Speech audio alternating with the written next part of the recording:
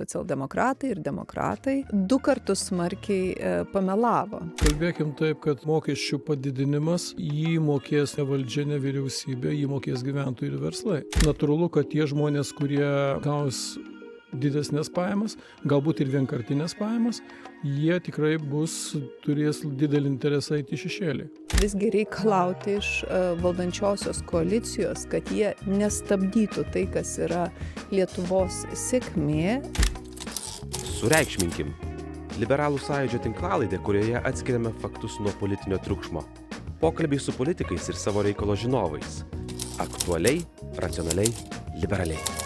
Sveiki įsijungusiai į Liberalų sąjūdžio tinklalaidę, kaip ir kas savaitę. Šiandien 2 svečiai. Audrius Kliušonis, mūsų svečias, kuris yra Lietuvos savivaldybių asociacijos prezidentas ir Plungės meras, liberalas. Taip pat Viktorija Čmilytė-Nilsen, Liberalų sąjūdžio lyderė ir frakcijos seniūnė Seime. Negalim pabėgti nuo temos, apie kurią visi kalba ir mes privalome vėl jį aptarti. Mokesčiai yra po pateikimo praėję šitas paketėlis. Jūs irgi paskaitėte, Audriu, ar ne? Ir kas laukia pirmiausia regionuose, jeigu mokesčiai bus priimti demokratų ir socialdemokratų rankomis? Iš tiesų, ne tai, kad skaitinėjom, bet skaitėme, Taip. buvo ką skaityti, nes per 3 dienas 3 skirtingi PVŽNT mokesčio projektai. Ir iš tikrųjų laukia, kas laukia nežinia, jeigu tokie projektai praeis ir turėsim problemų dėl to, kad derinimai bendri, atskirimai pagrindinio būsto, nepagrindinio būsto, jau kalbant apie NT. Ir čia sumaišties tikrai turėsim labai nemažai, reikės labai daug dirbti su žmonėmis, kad jiem išaiškint, kaip tie dalykai turėtų būti ir galų gale kiek tai stimuliuos arba skatins pačias savivaldybės. Va, Viktorija, Audrius irgi pirmiausia užsimena apie nekilnojamo turto mokestį. Tarsi dauguma apie tai kalba, bet pamirštam šitą. Na, aš sakyčiau, kad natūralu, kadangi Audrius kaip savivaldybių asociacijos prezidentas, vadovas turi šiam mokesčiui skirti didelį dėmesį, bet aš vėlgi grįžčiau prie paties principo, kurį, man rodos, reikia vis kartoti ir kartoti. Socialdemokratai ir demokratai 2 kartus smarkiai pamelavo. Na ir visa koalicija, suprantama, valdančioji 2 kartus smarkiai pamelavo. Pirmą kartą sakydami, kad šie mokesčiai palies tik tai kažką tai kitą. Kažkas kažkur susimokės, bet kad daugumai niekas nesikeis. Tai akivaizdu, kad taip nėra. Keliami mokesčiai palies kiekvieną, ar tai būtų per draudimo sutarčių didesnį apmokestinimą, ar per individualios veiklos apmokestinimą, ar iš kitos pusės dar. Bet savarankiškus, darbščius, atsakomybę prisiimančius žmonės vienareikšmiškai palies. Ir antras melas, kurį taip pat būtina įvardinti, yra tai, kad šie mokesčiai neis gynybai. Argumentacija mokesčių paketo buvo būtent tokia, kad tai yra gynybos mokesčiai. Bet mes matome iš Seimą pasiekusių jau dabar projektų ir iš nusiteikimo tiek demokratų, tiek socialdemokratų šios lėšos gynybai nebus skirtas. Mes jau praėjusioj tinklalaidėj aptarėm, kad nusitaikyta yra į sėkmę ir į Vilniaus sėkmę. Bet truputėlį suskliauskim Vilnių. Ar ne mes čia sėdim prie stalelio, turime vandens, įsivaizduokime, persikelkime į regioninę kavinę. Aš pastebėjau, portalai labai dažnai rašo apie labai šaunius versliukus regionuose. Grįžę migrantai įkuria labai patrauklų įdomų versliuką, sukasi ar ne. Ir mes persikelkime į tą regioninę kavinukę, sakykim, sėdime ten. Kas jų laukia po šito mokesčių paketo? Kaip jie toliau suksis, Audriau? Iš tiesų, klausimas yra labai platus ir kompleksinis, nes Pasistengim glaustai. Tai liestų, pavyzdžiui, tą patį gyventojų mokesčio klausimą. Ir natūralu, kad jeigu žmonėm tų pinigų lieka mažiau, tai jie į tas pačias kavinukes, į tuos mažesnius versliukus, jie natūralu, kad jie tam galės skirti mažiau savo lėšų, mažiau savo laisvalaikio galės praleisti, mažiau išgerti puodelio kavos. Ir tai be jokios abejonės atsilies tam pačiam apyvartumui tų mažų kavinukių, mažų versliukų. Nes didysis miestas, taip, jisai turi didesnį kiekį pačių vartotojų, bet mažieji miesteliai, mažieji miestai ten, kur žmonės iš tikrųjų dirba labai daug iš širdies ir grįžę vien su ta pačia gera idėja, sprogstamąja idėja tam, kad savo tėviškę, savo tėvynę ją truputėlį pakelt, jiem iš tikrųjų tai bus papildomas smūgis, nes kris mažės klientūra. O klientą pritraukti, ypač jeigu gyventojų skaičius yra stabilus arba jis nėra didėjantis, tai iš tikrųjų be galo sudėtinga. Mes čia pietavome neseniai su kolegomis Vievyje, tokia maža kioskinė kavinukė su keliais lauko staleliais, šeimos verslas. Ir jie pasakė, jau tas grįžęs PVM dydis juos laiko ties nuliu jų apyvartumą. Gal jūs kokį pavyzdį paminėtumėt? Kas laukia to ar kito žmogaus, tarkim, Plungėj? Tai iš tiesų, nes kalbėkim taip, kad mokesčių padidinimas jį mokės ne valdžia, ne vyriausybė, jį mokės gyventojai ir verslai. Ir natūralu, kad tų pinigų yra tiek, kiek jų yra ir papildomai įsiliejimo turbūt labai daug nebus. Ir čia tuomet atsiranda tikrai sudėtingesnė situacija, nes tai yra tokie mokesčiai, kurie yra daug apimantis. Ir natūralu, jeigu kyla pridėtinės vertės mokestis ar kyla kiti mokesčiai, tai, sakykim, transportavimo kaštai didėja. Tai, sakykim, tos pačios prekės brangsta. Privežimas, kiti visi dalykai. Ir tai persikelia per absoliučiai visą gyventojų sluoksnį ir visą įmonių sluoksnį, tas turi be galo didelį įtaką. Nes taip atrodo, 1-2 procentai atrodo labai labai neženklų skaičiai. Tačiau žiūrint į tą rentabilumą, kuris yra, kaip jūs minėjot, jeigu jo šiuo metu dirbant nulio, tai tada mes turim tokią tikrai didelę grėsmę, kad ir šiuo metu nemaža dalis ekonomikos vis tik tai yra šešėlyje. Tai jeigu čia bus dar papildomai pakelti mokesčiai, pavyzdžiui, tas pats gyventojų pajamų mokestis, ypač įvertinant tai, kad ir ne tik tai darbo užmokestis, bet ir papildomos pajamos taip pat bus apmokestinamos. Natūralu, kad tie žmonės, kurie gaus didesnės pajamas, galbūt ir vienkartinės pajamas, jie tikrai turės didelį interesą eiti į šešėlį. O mes visi to nenorim. Kaip šita, Viktorija, paketo perspektyva? Aš sakyčiau, kad nusitaikymas į sėkmę yra taiklus apibūdinimas, bet čia reikėtų pabrėžti, kad tai nėra į kažkokį tai ypatingai sėkmingą gyventojų sluoksnį, kaip kartais socialdemokratai ir demokratai, kairieji Seimo bando tai apvilkti. Tai yra į visos Lietuvos sėkmę ir man kaskart norisi pabrėžti ir labai imponuoja statistika, kuri rodo, kad tiek Vilnius tapo vienu iš patraukliausių miestų Europos Sąjungoje gyvenimui. Ir tai yra faktas. Tiek pati Lietuva ir jos auganti ekonomika, nekartą jau esame sakę ir šitame podcaste, kad tai yra, iš esmės, regiono stebuklas, regiono lyderis sudėtingomis aplinkybėmis. Mūsų ekonomika augo ir nuo to laimėjo visi. Tai štai dabar nusitaikymas į visos Lietuvos sėkmę, tikėtina sustabdymas ekonomikos, o iš to suprantama gimstantis ir žmonių nusivylimas, ir prarastos darbo vietos, ir mažesnės perspektyvos, ir galiausiai mažiau pinigų surenkama į biudžetą tai pačiai gynybai. Tai štai tokią grandį įvykių tikrai galima įsivaizduoti ir norisi taip pat, kad neatrodytų, jog mes tik konstatuojame tai, kas vyksta, ką galima padaryti. Mes matome, kad koalicija svyruoja, kuomet jaučia visuomenės kritiką, kuomet girdi argumentus, nepakankamai suprantama atsižvelgia, bet visgi mato tą kylantį, tokį pagrįstą pasipiktinimą. Tai aš sakyčiau, gilintis, dalintis šitomis žiniomis, visgi reikalauti iš valdančiosios koalicijos, kad jie nestabdytų tai, kas yra Lietuvos sėkmė, o tuo atveju, jeigu visgi mokesčiai bus įvesti, tai perspektyvoje reikės tiesiog keisti ir grįžti atgal, ir tą liberalai darys. Audriau. Iš tiesų, čia teko prieš keletą dienų girdėti gerbimo Norfo savininko Dainiaus Zundulio informaciją.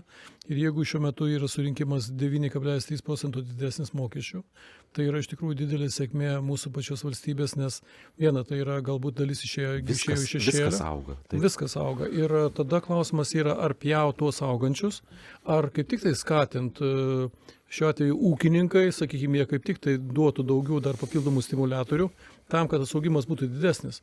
Nes augimas ką jisai duoda? Jisai duoda visų pirma psichologinį pozityvą.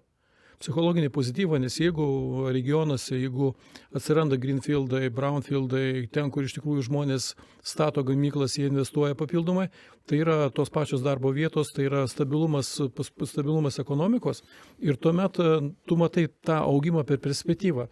Ir tu tos pačius mokesčius gali susirinkti iš papildomo prieaugio.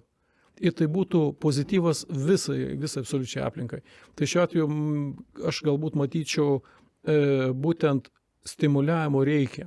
Stimuliavimo reikia, pavyzdžiui, tiem patiem regionam, nes didieji miestai jis tikrai stimulo turi pakankamai daug, bet ypač regionai, ten, kur, sakykime, nedideliam mieste arba miestelė atsiranda gamykla, kurioje dirba, kad ir 50 ar 100 darbuotojų, tai duoda daug stabilumo, kadangi aplinkui susikuria verslai, kurie teikia papildomas paslaugas. O kaip stabilumą vertina, sakykime, dabar būsimi investuotojai, sakykime, jie mato, ką kalba, ar ne, ekonomistai, girdi, sakykime, ką šnekat jūs, ar smulkus verslininkas, norintis tas pats grįžtantis emigrantas atidaryti kavinę, tarkim, ar koks stambesnis verslininkas, kaip jų lūkesčius veikia ši būsima reforma demokratų ir socialdemokratų, kaip manot? Aš manyčiau, kad bet koks neapibrėžtumas yra peilis ateitiems planams. Ta kiekvienas žinome iš savo praktikos, iš savo gyvenimo, o šiaip šiandien gyvename globalaus neapibrėžtumo akivaizdoje. Iš Jungtinių Amerikos valstijų kas antrą dieną girdisi vis nauji, kartais grasinimai, kartais atsitraukimai, bet kalbant apie prekybą su Europos Sąjunga, tai jau yra pakankamai nestabilus fonas. Mums didesnio neapibrėžtumo sudaryti viduje valstybės yra tiesiog labai neapdairu. Ir čia dar vienas dalykas, matyt, turi būti, toks irgi makroekonominis galbūt paminėtas, kad jei matysis, kad prognozės ekonomikos Lietuvos prastės, o tai vėlgi dėl šio mokesčių paketo yra neatmestinas dalykas, gali taip pat ir blogėti Lietuvos skolinimuose reitingas. Ką tai padarytų praktikoje, tai suvalgytų, iš esmės, tuos kelis šimtus milijonų, kuriuos valdantieji tikisi surinkti iš mokesčių padidinimo. Kitais žodžiais tariant, daug triukšmo, daug skausmo, daug naujų sąskaitų kiekvienam mainais į nieką. Tai tokį pavojų taip pat reikia vertinti. Aš manau, kad iš tikrųjų jau turbūt Greenfieldų mes tikrai negalim pasidžiaugti jais, nebent išskyrus Rheinmetallą, bet Rheinmetallas yra ta įmonė, kuri turi garantuotą valstybės užsakymą, tai gal ją Greenfieldų pavadinti yra šiek tiek savotiška. Žalio lauko investicijos, ar ne, kur nuo nulio pradeda. Atsiprašau už slengą. Viskas gerai. Tai, bet mes ką galim padaryti? Mes galim iš tikrųjų padaryti, kad tokių sėkmės atveju kaip Teltonika, kurie atėjo į Molėtus, kad jų atsirastų daugiau. Kad iš tikrųjų dėti didelės pastangas tam, kad būtų galimybės jiem įsikurti ten, tam, kad tie didesni arba mažesni industriniai pramoniniai parkai atsirastų ir tai duotų visą uždengimumą visos Lietuvos. Nes gyvenam tokiose sąlygose, patiko tas terminas, kai stabilumas yra prabanga. Tai jeigu mes savo šalyje, kad į tą pačią mokestinę prasme mes duodam stabilumą, mes duodam kažkokį uostą, kuriame galima apsistoti, kuriame galima dirbti. Ir tu žinai, kad tiek visuomenė, tiek vyriausybė, valdžia, plačiaja prasme, jie iš tikrųjų vieni su kitais bendrauja. To labiausiai reikia.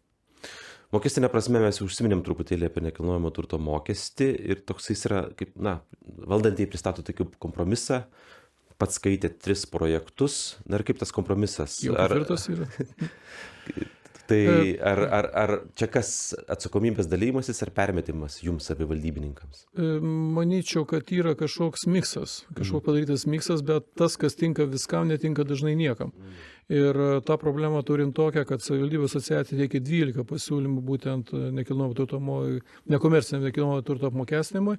Ir mes visų pirma matom, kad jeigu toks mokestis būtų įvestas, nes panašu, kad tai susijęs su RRF pinigais, jų gavimu arba negavimu šaliai, tai iš tiesų pirmas momentas, ką tai turi būti, tai neturi būti mokestinis šokas tiem patiem mokėtojam. Ir jeigu toks klausimas jau būtų, mes siūlom tai, kad tai ko gero nustatinėtų savivaldybės, tiek grindis nustatinėtų, tiek tas vadinamasis mokestinės žirklės, kurios šiandien yra siūlytos nuo 0,1 iki 1%, tai ką tai duotų, kodėl tai geriau negu tą padarytų Seimas su visa pagarba Viktorija ir visiems kitiem Seimo nariam. Todėl, kad Jeigu savivaldybė dirba iš tikrųjų protingai, aš manau, kad dauguma jau dirba protingai, tai kad indeksacija, kai būna mokestinė indeksacija, dabar yra kas 5 metai turto, dabar bus kas 3 metai, tai padidėjimas indeksuojamo turto jisai gali būti kartais. Tai šiuo atveju kalbėjau su Neringos meru, tai jiem prognozuojama padidėjimas mokestinės vertės yra apie 4 kartai, Palangai apie 3,2-3,5 karto, kitur maždaug dvigubai.